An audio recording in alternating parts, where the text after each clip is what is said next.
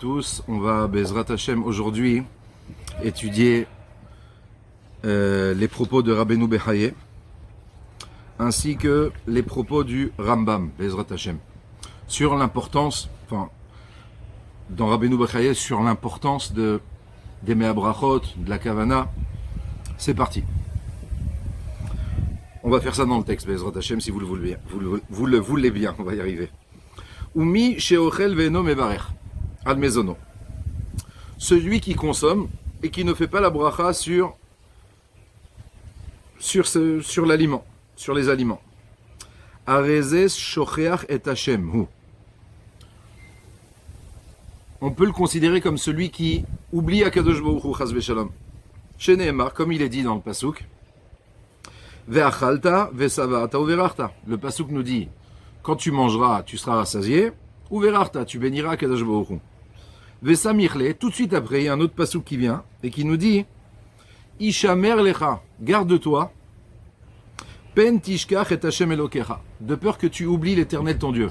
Donc il nous dit Rabbeinu Bechaye, du fait qu'il y ait cette smichut, cette juxtaposition entre ces deux sujets, ça vient nous dire que celui qui ne fait pas la bracha sur les aliments, eh bien c'est en fait, il vient à travers cet oubli, cette négligence, il oublie Akadosh Baruch Hu chas v'shalom. Ve'alav Nehemar, et sur lui le pasuk dit dans Tehilim, Ochle ami achlu lechem Hashem lo kar'u. Ça veut dire ceux de mon peuple qui ont consommé, achlu lechem, ils ont mangé du pain, et Hashem lo kar'u, ils n'ont pas béni Akadosh Baruch Hu. Ou l'écart, c'est la raison pour laquelle Chayav Adam leizaer, un homme est dans l'obligation de faire attention, shelo yehene min ha'olam hazeh blo bracha, de ne pas profiter du monde ici-bas sans bénédiction. Veizaer beyoter, et qu'il faut qu'il fasse surtout attention. Bebirkat bebrachot hashulchan, sur les bénédictions de la table. Shem Shmoné, qui sont au nombre de 8. Comment on arrive à 8? Vous avez Netilat Yadayim, ça fait 1. Amotzi Lechem Minaret, ça fait 2. La 3, 4, 5, 6, il y a 4 brachot dans le Birkat Amazon, donc on est à 6. La 7e, on parle de celui qui, admettons, après son repas, si admettons ils étaient 3, donc ils ont pris un verre de vin, on fait Boré Perek Geffen, et ensuite il y a Bracha Chaona, ça fait 8. Donc il dit surtout de faire attention aux brachot qui concernent la table. Vesheit bonen bechol brachot. Et il faut qu'il réfléchisse à toutes ces bénédictions-là. Keshe iskor et Hashem itbarach. Lorsqu'il va mentionner le nom d'Akadosh Baruch Hu. Veizkerenu, et il faut qu'il se souvienne d'Hashem. Be'ema ou be'ira. Avec peur et crainte. Ve'imeno oseken. Maintenant, s'il n'agit pas de la sorte. Ve'eno zahir ba'en. Et qu'il ne fait pas attention à ces brachot-là. Il réfléchit pas, il fait ça à la légère. Alav akatu omer. C'est sur lui que le pasuk nous dit Israël loyada. Le pasuk se plaint, le Navi se plaint du Ham Israël. Il dit Israël loyada. Israël ne savent pas, ne réalise pas. Ami loïd bonan. Mon peuple n'a pas réfléchi. Il faut réaliser. Tu dis le nom d'Akadosh Baruch Hu, tu es en train de prononcer le nom du roi des rois. C'est pas stam de la récitation. Chas v'shalom. Ensuite, continue le Rabbeinu Bechaye, il nous dit Asur leit'atzel mila hashlim bechol abrachot. Il est interdit de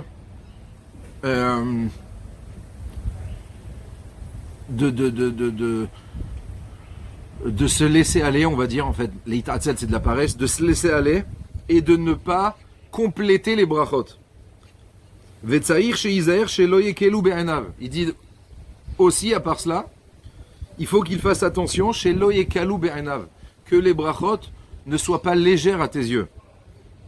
Kiminadvarim shem kalim, car c'est à partir des choses qui nous paraissent légères, be'ene adam, aux yeux des hommes, yagir elav haonesh. Il dit ce sont des choses qui sont légères à nos yeux, que principalement vient sur nous chas v'shalom la punition. Pourquoi? Les fiches over alem tamid. Il dit parce qu'à partir du moment où certaines mitzvot sont légères à mes yeux, donc je vais répéter encore une fois et encore une fois ces mêmes choses sans faire attention. Donc c'est une avéra entre guillemets à répétition. Donc il va être puni concernant cette faute qui lui paraît à lui légère, pas importante. Chez ou choser la chamour. Et du coup, étant donné que c'est à répétition, ça va s'accumuler. Et donc, en fait, la gravité va être en fait énorme. Ve'u shamar David alav shalom. Et il dit, c'est justement ce que David Amelech alav shalom nous a dit dans Teilim, dans le pasuk, Avon akevai yesubeni.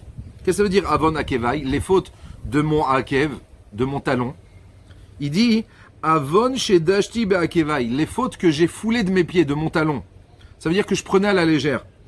Yesubeni, c'est elles qui vont en fait m'entourer et me peser sur ma conscience. Et c'est elles qui vont m'amener, chas v'shalom, des mauvaises choses. Ve'alken saïch adam lechaven bebirkotav. C'est la raison pour laquelle un homme doit se concentrer sur les brachot. Bechol ma'amatse kocho. De toutes ses forces. Hen bebirkot hashulchan, hen bebirkot hatfila. Aussi bien concernant les brachot, comme on a dit auparavant, qui concernent les repas, mais aussi bien les brachot de la prière.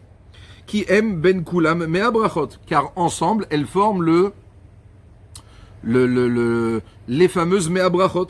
Shechayav adam levaechotam bechol yom, qu'un homme est dans l'obligation de faire chaque jour. Vedavarze minatora minanevim ou maktuvim. Cette importance de ces mea brachot là, on le trouve dans trois sources différentes, dans la Torah, dans les Nevim et dans les Ktuvim. Dans la Torah, comme il est écrit, Verata Israël, le pasuk dans Dvarim nous dit la chose suivante. Et maintenant Israël, on parle au Ham Israël. Ma Hashem Elokecha Shoel Meimar. Si on pouvait résumer, qu'est-ce qu'Akadosh Baruch Hu te demande? Qu'est-ce qu'il veut de toi? Vamru Zichronam Livracha. Or nos sages nous ont dit, Al Tikre Ma. Qu'est-ce que Akadosh Baruch Hu Ma? Et la Mea. Donc on voit ici une allusion au Mea Brachot. Kaviachol, si on peut dire ainsi, on nous dit, qu'est-ce qu'Akadosh Baruch Hu attend de toi? Les Mea Brachot, les 100 Brachot. Ve'ot timtza bepasuk, il dit, mis à part cela, si tu comptes les lettres de ce pasuk-là, tu vas trouver qu'il y a exactement 99 lettres. J'ai vérifié, je l'ai fait pour vous, si vous voulez savoir, j'ai vérifié, j'ai compté, il y a effectivement 99. Seulement nous, il nous en faut 100. Alors il dit oui, mais à partir du moment où Chazal, nos sages ont interprété le pasuk, ne dit pas ma, mais plutôt mea, donc ils ont rajouté un aleph, 99 plus 1, je vous laisse finir l'addition, ça fait 100. Minanevim, donc ça c'est d'abord, on trouve cette source-là, une allusion à cela dans les psukim de la Torah. On trouve aussi une allusion à cela dans les Nevim, dans les prophètes. Sheken Matzinu be David dirtiv, concernant David, David parle dans le Sefer Shmuel, et il dit comme ça, Neum David ben Ishai, voici les propos, les paroles de David, fils de Ishai. Veneum, et voici les propos de Hagever, de l'homme, il parle de lui, de l'homme, Hukam Al, qui a été élevé au-dessus. Pourquoi? Parce qu'il est devenu roi. Mais en vérité, on peut aussi, ça c'est le sens propre du pasuk, mais aussi on peut apprendre ici le sens figuré, à savoir qu'il y a ici une allusion à cela que, en quoi David, il a trouvé une place élevée, c'est parce que Hukam, il a établi Al. C'est quoi Al? La gematria, la valeur numérique du mot Al. Aïn, c'est 70. Et Lamed, c'est 30. Je vous laisse finir l'addition. Min Ktuvim, on trouve aussi cette allusion dans les Ktuvim, dans le Teilim lui-même. Il y a marqué dans Teilim, Ine kichen yevorach hagever yireh Hashem. Voici, kiken, c'est à travers cela que yevorach gever, qu'un homme sera béni. Nous dit Rabbeinu Bechaye, kichen, le mot chen, les deux mots, ki et chen, ki, la valeur numérique, kaf, c'est 20, yud, c'est 10, donc ça fait 30, encore kaf, on est à 50, plus nun, qui fait 50, je vous laisse terminer l'addition. Begematria, 100. Uma sheayu me'abrachot bechol yom. Maintenant, donc on s'aperçoit que il y a le inyan de faire 100 brachot chaque jour. Mais d'où ça vient? Amrou bamidrash, dans le midrash, nos sages nous disent, Klapé sheodi ou les David sheayu metim birushalayim me'anashim. Le midrash rapporte qu'on a rapporté à David Amelech qu'il y avait 100 personnes qui quittaient ce monde chaque jour dans la ville de Yerushalayim. Ahmad, donc qu'est-ce qu'il a fait? Il s'est tenu debout, Vetiken, et il a institué, Vetiken laim, il leur a institué, Mea Brachot. Et Behemet, il y a marqué que depuis le moment où il a institué ces Mea Brachot, les gens ont arrêté de trépasser, de mourir. Venire Mikolze. Maintenant, nous dit Rabbeinu Bechaye. Il me semble de tout ce qu'on a vu ici. Ça veut dire pas seulement de ce qu'on a vu ici dans le texte qu'il a rapporté, mais de manière générale concernant le Inyan des Mea Brachot. Que quoi? Ki Moshe Rabbeinu alav shalom isdam. En vérité, Moshe Rabbeinu, c'est lui qui a fondé cette importance des 100 brachot par jour. Vacharkar shachrum. Maintenant, au fil du temps, cette mitzvah-là s'est oubliée. Vechazar David veisdan. Et David est revenu et il a réinstitué. Ça veut dire il a refixé, il a